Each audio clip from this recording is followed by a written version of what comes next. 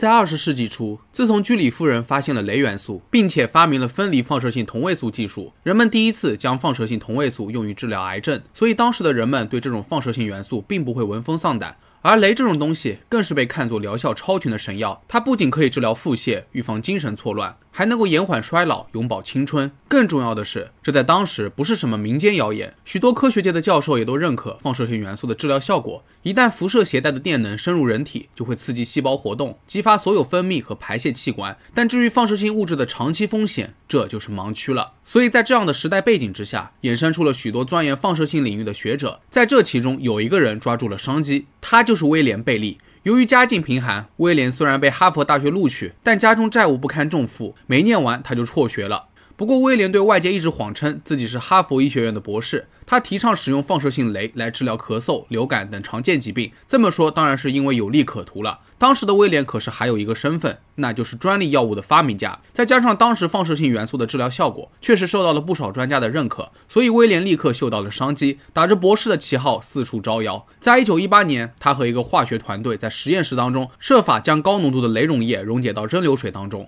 从此万能药拉迪托尔就诞生了。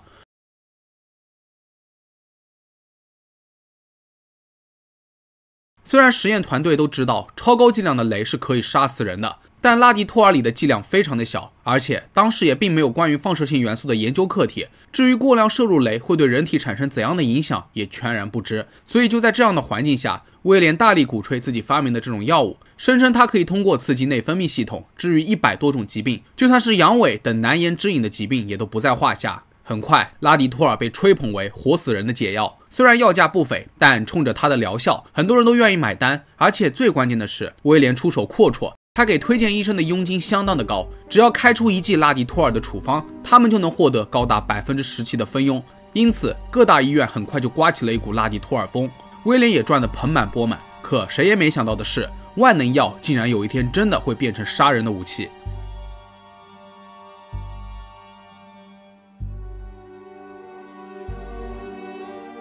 艾本·拜尔斯出生于1880年，他是一个典型的富二代，父亲拥有世界上最大的钢铁公司之一，而他从小就受到良好的教育，后来又毕业于耶鲁大学。他的运动细胞也非常的发达，多项竞赛的金牌都收入囊中。一个有钱、阳光又热爱运动的高级知识分子，未来还会继承家业，成为总裁，简直是一个人生赢家。然而，艾本的命运即将因为一次意外受伤而被彻底的改写。1927年，一年一度的哈佛 vs 耶鲁足球赛落下了帷幕。艾本在乘火车返回的途中，意外从卧铺上滚了下来，导致手臂受伤，疼痛难忍。后来他去了医院，一番检查之后，医生自然要给公子哥推荐当时最好最流行的药物拉迪托尔。艾本也谨遵医嘱，开始服用此药。起初按照医生的处方，艾本每天只服用了1小勺，虽然很有可能是心理安慰在作祟，毕竟这么贵的药也不是人人都吃得起的，疗效肯定不错。而艾本也确实觉得身体有了明显的好转，整天精力充沛，容光焕发。潇洒多金的他本身走到哪里都是焦点，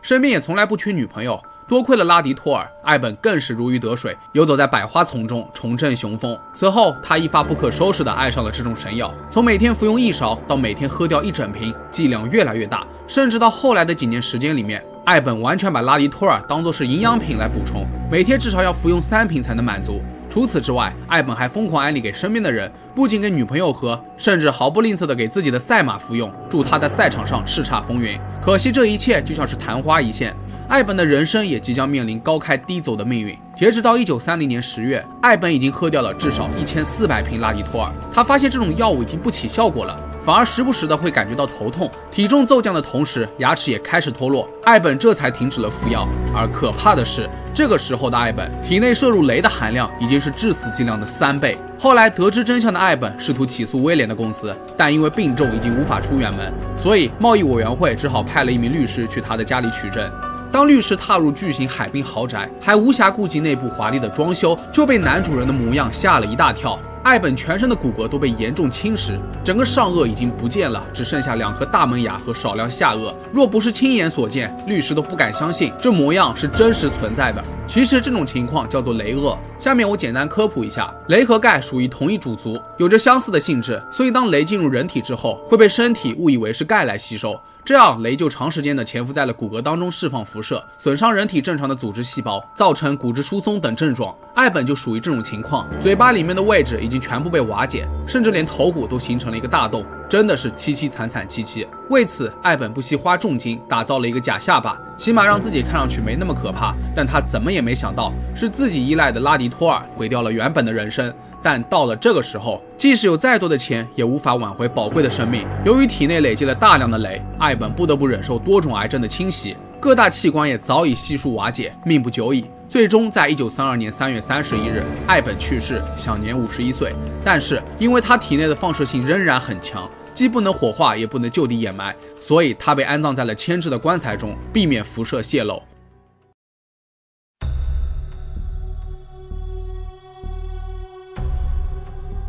很快，上流精英的惨死引发了社会的热议，大家都很好奇，这么有钱的人都不治身亡了，他究竟是得了什么怪病呢？为此，《华尔街日报》刊登了一篇文章，详细的讲述了艾本的经历。包治百病的拉迪托尔一下子跌入神坛。在这之前，雷可一直被认为是健康的代名词，但这位上流精英的惨死给所有人都敲响了警钟。而实际上，艾本并不是雷中毒的毒苗。自从1917年开始，一批雷女孩就已经深受其害，但并没有得到广泛的关注，大概是因为人微言轻，只有富人的死才配写进报纸，进入公众的视线吧。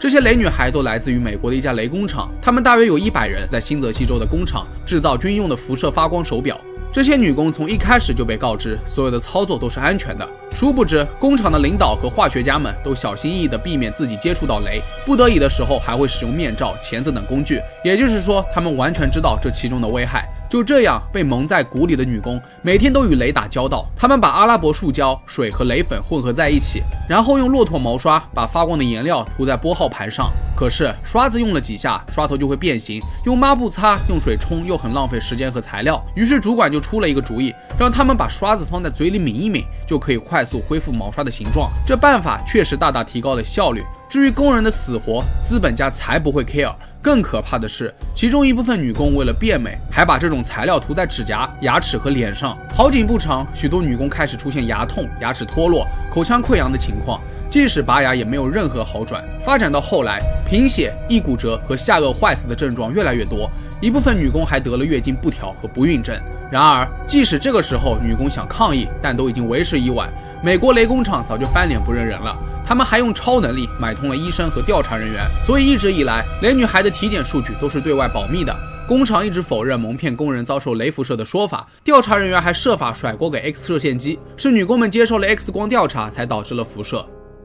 1923年，第一位雷女孩去世，和艾本一样，她的下巴都掉下来了。在接下来的1年时间里，大概有50位女工接连生病，10几人死亡。因为担心舆论的压力，美国雷工厂先发制人，要求几名医生对外宣称女工们都是死于梅毒，从此抹黑他们的名誉，避免外界的同情。总之，在金钱面前，黑的都能说成是白的。起初没有律师愿意帮助雷女孩们打这种官司，即使他们请到的律师，诉讼进程也相当的缓慢。直到1939年，一共经历了8场官司，美国雷工厂等被告方才肯进行赔付。可惜在资本家的眼里，利益总是高于一切。不管是艾本还是雷女孩们，他们的死并没有唤醒资本家的良知。靠着雷赚着盆满钵满的威廉，一直以来都没有停止开发新产品来敛财。他还新开了公司，销售各种含雷的百货商品，比如腰带、纸张、肥皂、牙膏等等。据说威廉还发明过一款设备，这是一块含雷的金属板，人们可以把它放在任何想焕发活力的地方，比如贴在脸上便可以永葆青春，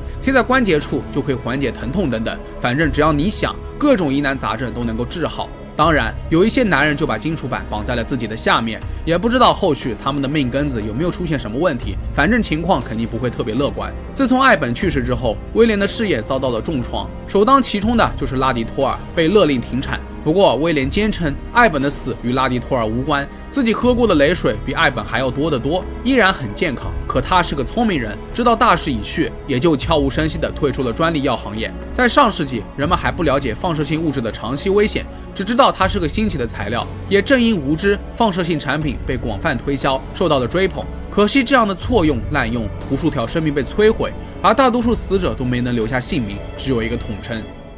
30多年之后，也就是1965年，艾本的尸体被挖掘出来进行重新研究。恐怖的是，遗体仍然具有极强的放射性，不知道另外的一些受害者，他们又是以何种方式度过生命中的最后日子的。总之，资本家的丑恶嘴脸，相互勾结的利益关系都展现得淋漓尽致，只能说这是一段可怕的血泪史，扭曲却又真实。